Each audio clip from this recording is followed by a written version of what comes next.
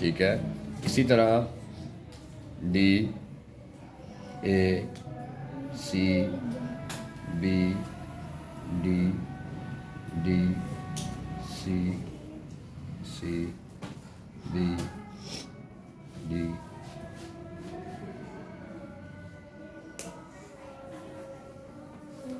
अब 19 तक मैंने क्या कर लिया, इसको फिल कर लिया। यहाँ तक कोई मसला? ठीक है।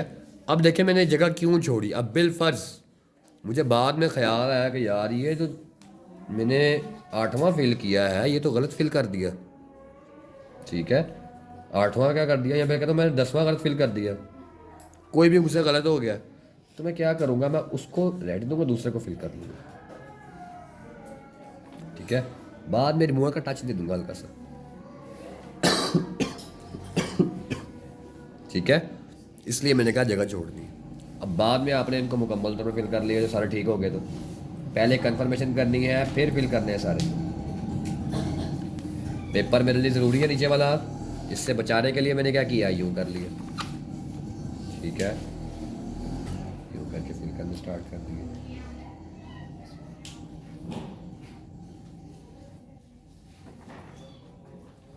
ऐसे रखे तो बीच वाला जो बैठा है उनसे नजर नहीं आया। इस साइड पे कुछ भी नहीं लिखा हुआ।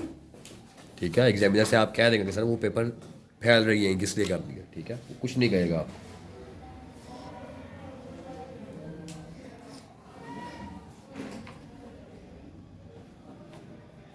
यूँ करके सारे ही हम बबल्स को आहिस्ता आहिस्ता फिल कर लेंगे। ठीक है, ये वाले भी सेम एज सारे फिल हो जाएंगे। ठीक है जी। अब देखिए पेपर कौन सा है, इंग्लिश का। इट मीन्स उसे स्टार्ट कहाँ से करना था, यहाँ से। रेडी हम कर चुके हैं ऑलरेडी। ठीक है, अब आपने सब कुछ जो अपना नाम पता वगैरह जो भी लिखना था इधर तक लिखना था, बाहर तक, अंदर कोई चीज़ नहीं लिखनी। ठीक है, अंदर अपना नाम अपना कुछ भी ऐसा एलिमेंट नहीं लिखना, क्या किसी को पता लग सके आप हो ये। आपने गलती से अपना नंबर यहाँ पे नाम लिख दिया अपना यहाँ पे, आपको पेपर कैंसिल हो जाएगा और इवन यूएमसी भी लग सकती है अब। ठीक है, पहले लोग पता क्या करते थे, अपनी सारी राम कथा लिख कर तो साथ में कुछ 2-4 नोट भी रख दिया करते थे, 1000-1500 का नोट भी रख दिया साथ के। ठीक है जी, चेक कर दो, ये आप रख लो तो चेक कर दो मुझे। तो मैं ना पढ़ नहीं पाया, लड़कियाँ नहीं थी कि वो मेरा क्या कहती हैं, ये हूँ, मेरे वालदैन नहीं है, मैं पढ़ नहीं सका, मजबूर हूँ, ये वो। ऐसी कोई कहानी नहीं मानी जाएगी। ठीक है, जो आपने किया है वो उसके नंबर मिलने हैं और किसी चीज़ के नंबर नहीं मिलने। ठीक है, दूसरी बात, आपने पेपर को इस तरीके से सॉल्व नहीं करना। आपने क्या करना है, पहले इस पेपर को यूँ पकड़ा अच्छे तरीके से। अब जितना बेंडेबल है, देखिए सारी लाइनें पिनअप हुई होती हैं एक ही लाइन में, सीक्वेंस से पिनअप हुई हुई है। आपने इसको अच्छी तरीके से पहले यूँ कर लिया, बेंड कर लिया।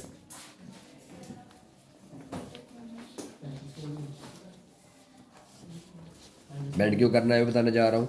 ठीक है, लाइन लगाने से पहले बेंड कर लेना आपको। ठीक है, इधर को भी बेंड कर लिया था, अब उस तरफ को भी बेंड कर लिया। ठीक है, अब इससे क्या होगा, आपका पेपर पूरा यूं करके टर्न हो जाएगा। ठीक है, अब ये आपके लिए सॉल्व करना ज़्यादा आसान हो गया। ठीक है, अब इस तरह से आपने पिक किया, इसको सब्जेक्टिव टाइप लिखी। अब बिलफर्ज आपने लिखा जी पहले मैं क्वेश्चन शॉर्ट क्वेश्चंस करने जा रहा हूँ।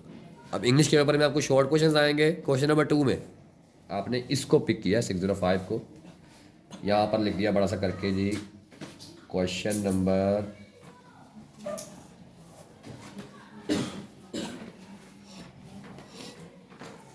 2। अब देख रहे हैं मेरा मार्कर कहीं पे पतला हो जाता है, कहीं पे मोटा हो जाता है।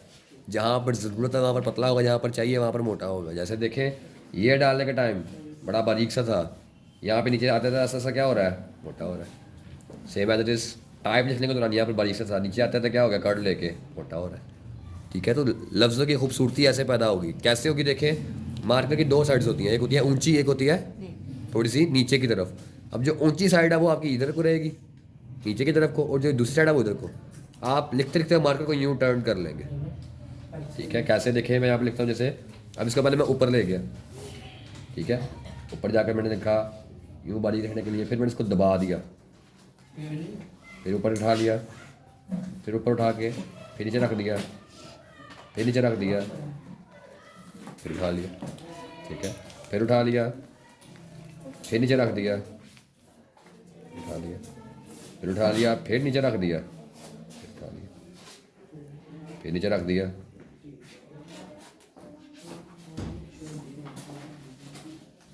ठीक है, खूबसूरत सा करके यहाँ पर मैंने शॉर्ट क्वेश्चंस मेंशन कर दिए।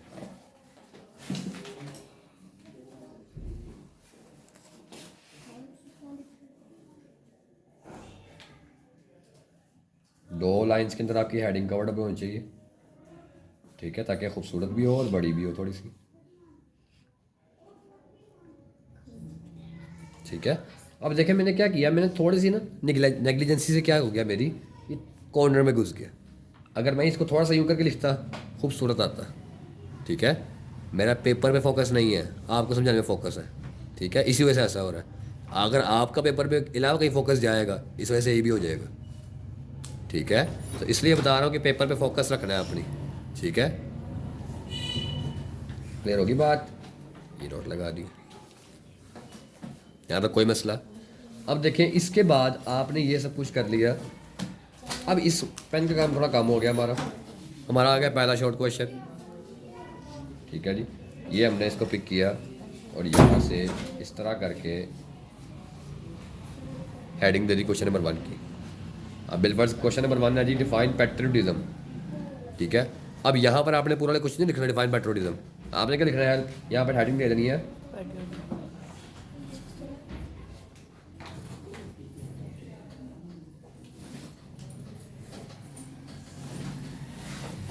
पैट्रियोटिज्म लिखा। देखिए मैं इसको टर्न कर लेता हूँ तो ये ऊंची वाली साइड ऊपर चली जाती है, फिर ये वाले ब्लॉक वाले बनते हैं dots.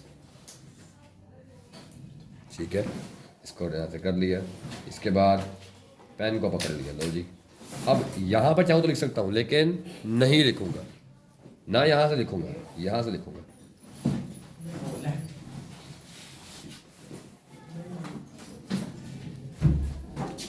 Writing should be NEET, प्यारी होनी ज़रूरत नहीं है, नीट होनी ज़रूरी है।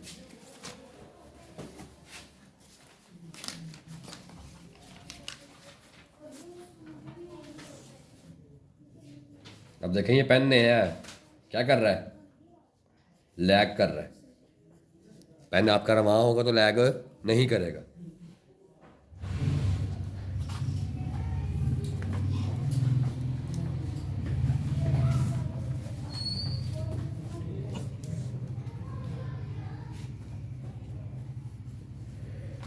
ठीक है, व्हाट्सएप जो भी क्वेश्चन है पूरा उसका आंसर लिख दिया। ठीक है, आंसर लिखने के बाद आपका पेपर कहाँ पे ख़त्म हो रहा था, ये क्या कहते हैं, आंसर यहाँ पे ख़त्म हो रहा था। एक लाइन छोड़ दी, ये एक लाइन, 2 लाइन, 3 लाइन छोड़ दी। ठीक है, चाहे तो 3 छोड़ दे, चाहे 2 छोड़ दे। इसका फ़ायदा क्या क्या बता रहा हूँ। अब मैंने देखा आपने करने हैं 5, आए हुए हैं 7 या 8 ऑप्शन है आपके पास। इसका मतलब आपने कहा यार दूसरा वाला इतना मुझे ख़ास नहीं आता, दूसरा वाला यहाँ लंबा ज़्यादा है, यहाँ उतना कोई सब्चुअल नहीं है। आपने कहा कि आपने कहा यार तीसरा ज़्यादा अच्छा है, तीसरे को पिक कर लिया। यहाँ पर नंबरिंग वो देनी है जो क्वेश्चन पेपर के ऊपर लिखी हुई है, अपने से नहीं। आप तो दूसरा कर रहे हो, आपका सवाल तो दूसरा बनता, आपने पहले एक की है, अब दूसरा है, लेकिन आपने उस अपनी नंबरिंग नहीं देनी, आपने पेपर के मुताबिक नंबरिंग देनी है जो पेपर के ऊपर लिखी होगी। ठीक है, तो ये आपने लिख लिया। अब बिलफर्स दूसरा आपके पास हो कोई भी ले लेते हैं 3 days to see वाला। ठीक है, बसारत के 3 दिन, या फिर क्या कहते हैं what well do memories gives that scene give to the point. ठीक है, the memories of the point या वेल्थ ऑफ द पॉइंट। ठीक है, कुछ भी लिख दें, या वेल्थ ऑफ मेमोरीज, कोई भी जो आपने उसको अहम लगता है कि उसको देख के पता लग जाए, पढ़ के पता लग जाए कि ये वो सवाल है। ठीक है, तो मैंने लिख दिया ये मेमोरीज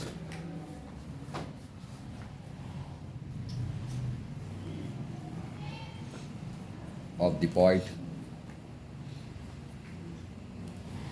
ठीक है जी, ठीक है। अब इसको दोबारा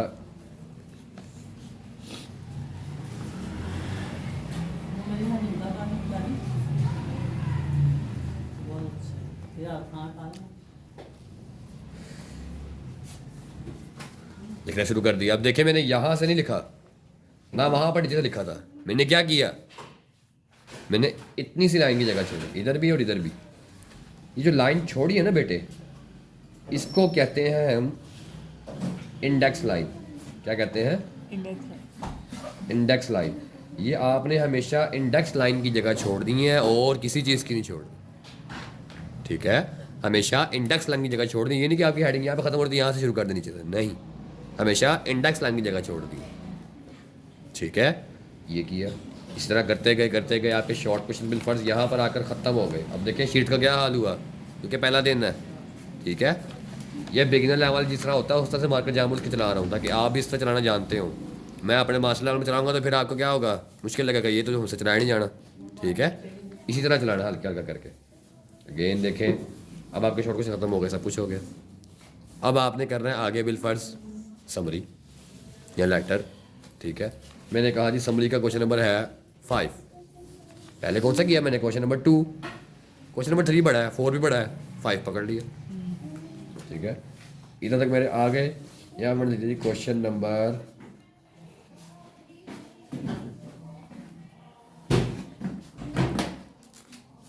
5 लिख दिया। क्वेश्चन नंबर 5 में है क्या, समरी, तो यहाँ पर मेंशन कर दिया भाईजान।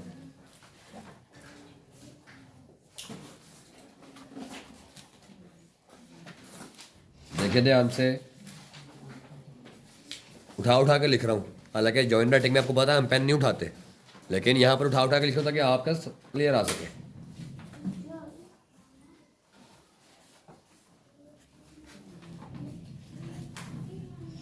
ठीक है, ये आपकी समरी लिखी गई। अब समरी का नाम देखिए, मैंने बताया जैसा खुलासे में, यहाँ पर भी वही काम होगा। अब हालांकि समरी का नाम भी लिखा होगा।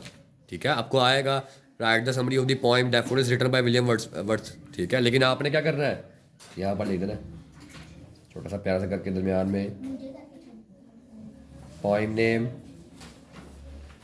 नीचे करके पोइट नेम, ऊपर शायर का नाम, नीचे नज़्म का नाम लिख दिया। अब पोएम कौन सी है, डैफोडिल्स।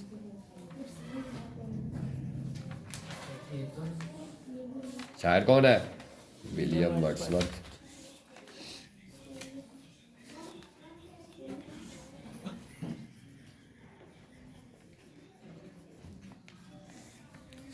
अब दोबारा से इंडेक्स लाइन की जगह छोड़ दी, स्टार्ट हो गए दिस पोएम।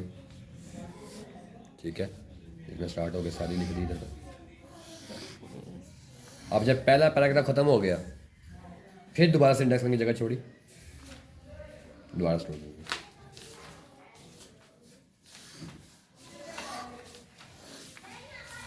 यहाँ पर बाद दूसरा पैराग्राफ खत्म हो गया, तो इतना छोटा नहीं होगा। पैराग्राफ कम से कम 5-6 लाइनों का लिखना है। दोबारा दूसरा यहाँ पर खत्म हुआ, फिर दोबारा ये नहीं देखना कि यहाँ से खत्म हो रहा है जैसे शुरू कर दूँ, नहीं, इंडेक्स लाइन दोबारा से।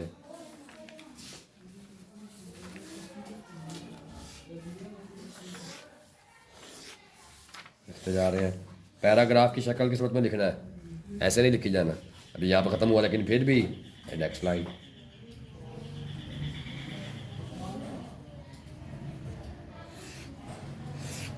फिर होगी बात, इस तरह से आपने समरी अटेम्प्ट कर ली। ठीक है, अब आपको जिस तरह से आपने करना है उसी तरह से मैं कह रहा हूँ। मैं आपको अभी नहीं कह रहा कि लाइनें लगा लो, साथ में ये भी कर लो वो भी कर लो, नहीं, जिस तरह से जिस फ्लो में आपने चलना है उस फ्लो में चला रहा हूँ। समरी के बाद नेक्स्ट क्वेश्चन आ गया। ठीक है, बिलफर्ज नेक्स्ट क्वेश्चन आपका है, कोई भी लिख ले, लेटर लिख लें। ठीक है, अब मैंने कहा यार अब क्वेश्चन नंबर 4 की बारी ले आते हैं। ठीक है, क्वेश्चन नंबर 4, अब हालांकि मैंने पहले क्या किया, क्वेश्चन नंबर 5, अब मैं क्वेश्चन नंबर 4 कर रहा हूँ। ठीक है, सीक्वेंस के साथ जो चीज़ें पहले लगती हैं आसान वो पहले कर लें। ठीक है, आसान से जो चीज़ें छोटी छोटी हैं, शॉर्ट है, नंबर ज़्यादा है, वो कर लिए। जिनके नंबर कम है बहुत लंबी, वो बाद में करेंगे। ठीक है जी, अब क्वेश्चन नंबर 4 की बारी लाता हूँ। यहाँ पर लिखा प्यार से करके क्वेश्चन नंबर 4। ठीक है जी, है लिखने के जा रहे हैं, लेटर लिख दिया इधर।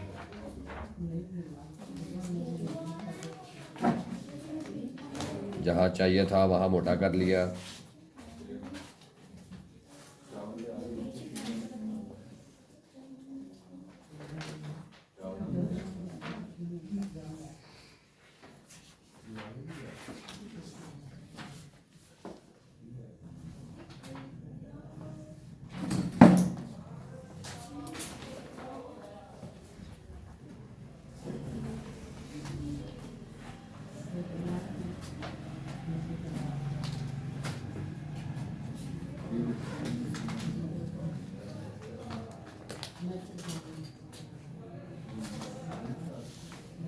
ठीक है, लेटर राइटिंग लिखा गया। अब आप साफ सुथरी राइटिंग में लिख सकते हैं, ठीक है जी। लेटर कौन सा है इसके बारे में आप अगर लिखना चाहें तो आप यहाँ पर ब्रैकेट में लिख दें।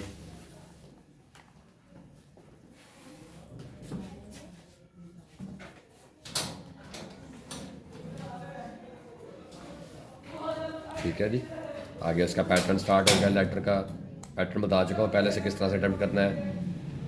लिख लिया जी, एग्जामिनेशन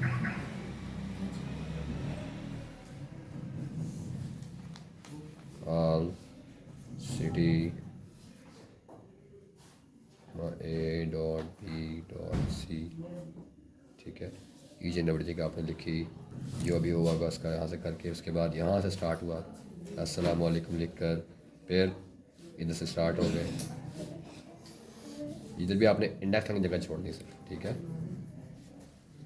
समझ आ गई। स्टार्ट हो गए, करते गए करते गए करते गए व्हाट्सएवर, पूरी बॉडी कवर अप कर ली। उसके बाद क्रॉस वर्ड्स में जैसे बताया था मैंने कि अगर अस्सलाम, ये एग्जामिनेशन आंसर लिखा था तो योर लवली वगैरह इधर लिखेंगे, योर सन, लवली सन लिखें या योर सन लिखें, बात कोई है, ठीक है। लिख लिया x.y.z।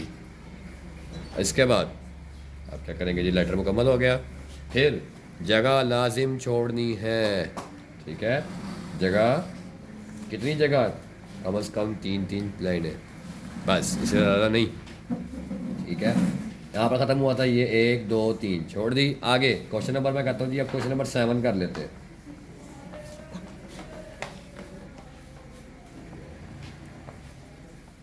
क्वेश्चन नंबर 7 में क्या है, हमने देखा चेंज दी वॉइस। अब प्यारा सा करके यहाँ पर चेंज दी वॉइस लिख लिया।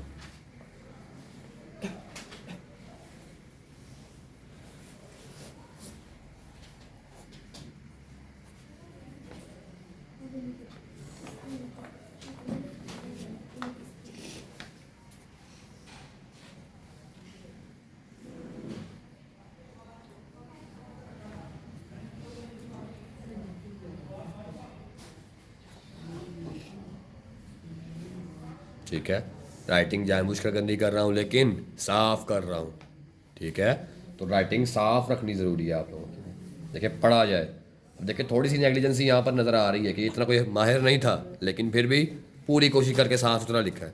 अब देखिए यूँ नज़र आ रही है करीब से देखने से, अगर दूर से देखूँगा यूँ करके देखूँगा दूर से तो नज़र इतनी नहीं आएगी, वो प्यारा ही लगेगा। समझ आई बात की, तो इस तरह से करो। इधर भी आपने जो सेंटेंस होगा रूट वाला जो आप लिख रहे हैं सेंटेंस, उसकी आपने यहाँ पर नंबरिंग दे दी, जिसमें पहला लिख रहा हूँ, ठीक है। सेंटेंस क्या है, शी राइट्स अ लेटर, ठीक है। इसका सलूशन पेन से लिखेंगे, लिखिए जी, a letter is written by, इसी तरह अगला, ठीक है। सारे कवर अप कर लिए, सारे क्वेश्चन अब मैं नहीं बता रहा क्योंकि टाइम कम है, ठीक है। सारे ऐसे चलते हैं। अब देखें आपने एंड तक सारा पेपर कर लिया, ठीक है। मेरे पास आपने कहा जी मेरा यहाँ तक पेपर हो गया, आगे शीट जो है ना खाली छूट गई, यहाँ तक मेरा पेपर हो गया, एंड हो गया। और जी पेपर करने के बाद फ़ौरन ही आपने नीचे लिख देना है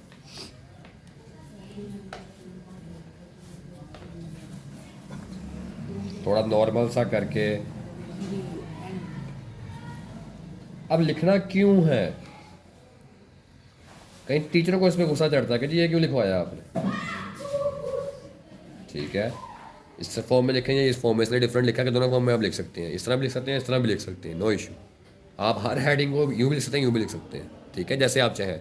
अगर आपको लगता है कि हमसे ये वाली राइटिंग में नहीं लिखी जा रही, आपको इशू नहीं, आप यूँ लिख लें, साफ तो होगा ना, साफ होना ज़रूरी है, ठीक है। तो देखें यूँ लिख लिया। अब देखें एंड क्यों लिखा, ताकि अगर कोई इससे आगे लिखे तो वो आपकी पोर्शन का हिस्सा ना हो, ठीक है। आपने खुद भी करप्शन नहीं करनी, किसी को करना भी नहीं देनी अपने साथ। यहाँ से करने के साथ ही ना आपने नीचे से शुरू हो जाना है। जो खाली शीट बची है ये ना लगाया तो समझो आपका पेपर बर्बाद होने के 90% है चांसेस। और ऐसा पिछले साल होता रहा है, हमारा एक बच्चा नहीं लगाता था तो उसका पेपर टीचर फाड़ दिया करते थे जानबूझकर। साड़ियाँ बार बार तंग करी जा रहा, कभी जा रहा, कभी जा रहा है। ठीक है, तो अभी देखें होता क्यों है कि अगर मैं बात करूं तो ये मैंने क्यों ऐसा किया, उसकी वजह यह है कि आपको पता है ये बोर्ड के पेपर्स चेक होने से पहले एक जगह पर स्टोर किए जाएंगे। ये थोड़ी होना कि यहाँ से चेक हो गए, ऐसा नहीं होता। क्या होगा, पहले थोड़ी जगह पे कहीं पे रखे जाएंगे, वहाँ पर कोई ना कोई पीएन होगा, कोई क्लर्क होगा छोटा मोटा, ठीक है, कोई भी वहाँ का जो चाय वाला कुछ भी होगा। अब ये लोग लालची होते हैं, ठीक है, ये जाकर जब इनको टाइम मिला गए, सफाई वाले कोई भी गया देखा यार शीटें साफ नहीं लगी हुई है बीच में, इन्होंने कहा यार ये मेरी शीट बिक जानी है। क्या होनी है, बिक जानी है। इन्होंने जाके आपका पेपर खोला, शीटें साफ निकाली, रख के चले गए। ठीक है, अब पेपर खोल के बंद तो कर रहे हैं या फिर बड़े तरीके से निकाल रहे हैं, लेकिन अचानक पीछे से कोई आवाज़ है, कोई अफसर आ रहा है, किसी के चलने की आवाज़ है, तो क्या करेंगे, फटाफट खींच के हम उसको बंद कर देंगे। ऐसे करेंगे, उस खींचने के चक्कर में आपका पेपर भी फट सकता है, कोई शीट आपकी उतर कर कहीं गिर भी सकती है, और जो चीज़ गैप हो गई वो तो हो गई। यानी आपने पूरी एक समरी करके आगे पूरा क्वेश्चन लिखा हो, पेपर ही गैप हो जाए, नंबर कहाँ से आएंगे, नहीं आएंगे। ठीक है, हर एक जो होनी ना होनी आपने सोच कर पेपर करना है। ठीक है जी, अब यहाँ तक मैंने कहा जी पेपर तो मेरा मुकम्मल हो गया। अब मैंने देखा मेरे पास 10-15 मिनट पड़े हुए हैं, लो जी स्केल पकड़ लिया, छोटा वाला दिखाए मुझे स्केल। अब मैंने सुकून से ना ये सारी चीज़ें पैक पुक की और रख ली। अब सिर्फ मेरे हाथ में ये एक चीज़ रहेगी।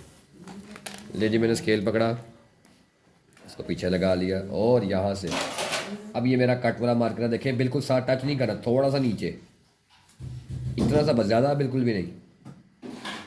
अब देखें जो ऊपर साइड है वो ऊपर की तरफ स्केल की तरफ, छोटी साइड दूसरी तरफ, एक लाइन ड्रॉ कर दी। इधर भी थोड़ा नीचे करके सीधी और एक छोटी सी लाइन ड्रॉ कर दी, सेम एज इट इज़। इधर भी करके एक लाइन ड्रॉ कर दी, और यहाँ पर भी थोड़ा सा नीचे करके इधर भी एक लाइन ड्रॉ कर दी। अब सिर्फ हेडिंग्स को ड्रॉ करना है। बड़ा ध्यान रखना है कि ना तो हेडिंग नजर आनी बंद हो जाए, ना नीचे वाला लिखा हुआ सवाल। ठीक है जी, अब देखें इसके बाद मैंने कहा यार अभी भी थोड़ा सा ना और चाहिए, तो मैंने क्या किया, मैंने इधर से आकर एक छोटी सी लाइन यूं करके ड्रॉ कर ली, सीधी होनी चाहिए, ठीक है, यूं करके ड्रॉ कर ली, और साथ उसके एक और छोटी लाइन ड्रॉ कर दी। यही प्रोसीजर मैंने इधर भी फॉलो किया।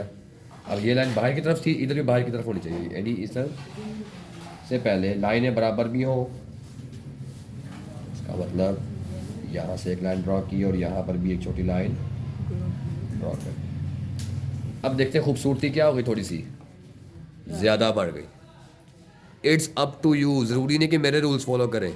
मैंने आपकी एज में आके वीडियो देखनी शुरू की थी, पहला रूल देखा, वो उस टाइम ओल्ड ब्रेन था, उस टाइम की टेक्निक थी, लेकिन क्या हुआ, स्टेप बाय स्टेप खुद को इंक्रीज़ करिए। अगर ये इतना अच्छा करता मैं इसे और अच्छा कर सकता हूँ, नए नए डिज़ाइन सोचे, लेकिन डिज़ाइन ऐसे हो कि डिसेंट लगें, फैशन डिज़ाइनर नहीं बन जाना पेपर का। ठीक है, कि लाइनें मचाई हो यूँ करके, कुछ गुब्बारे बना दिए हो, ये वगैरह नहीं करनी, फूल पत्तियाँ नहीं बनाने बैठ जाना, डिसेंसी के साथ। वो करेगा। ठीक है, यहाँ तक कर लिया। आप देखें आपका क्वेश्चन ख़त्म हुआ था यहाँ पर, सारा जगह बची थी इतनी, यहाँ पर क्या किया, इधर हर छोटी सी बात लाइनें छोड़ी थी हमने, उसके बाद क्या कर दिया, यूँ नीचे से लाइन वो भी ड्रॉ कर दी, छोटी सी बस लाइन। ठीक है,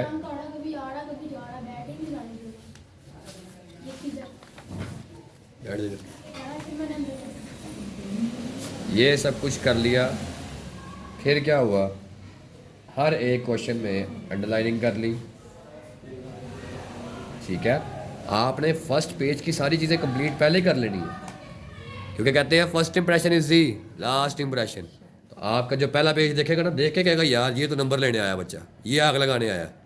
ठीक है, आगे अगर ना भी लगी उसको फ़र्क नहीं पड़ेगा, क्योंकि उसका इंप्रेशन पड़ गया उसके ऊपर कि ये बच्चा पढ़ने वाला है।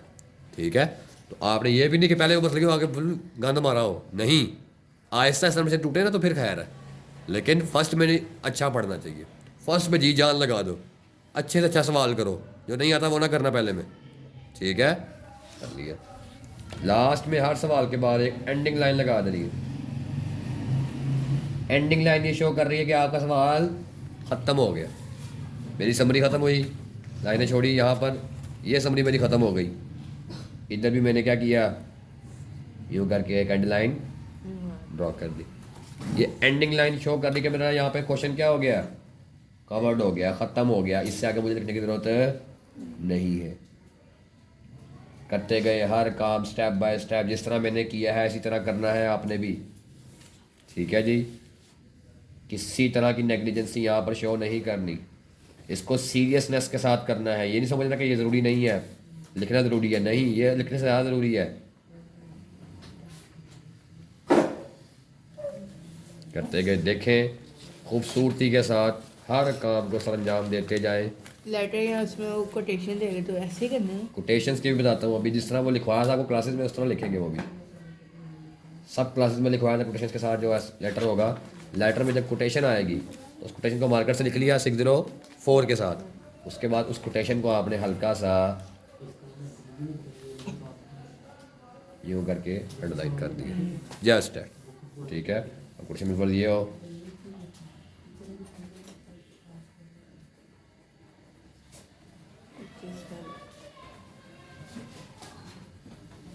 तो देखें व्हाट अ कंप्लीट व्यू।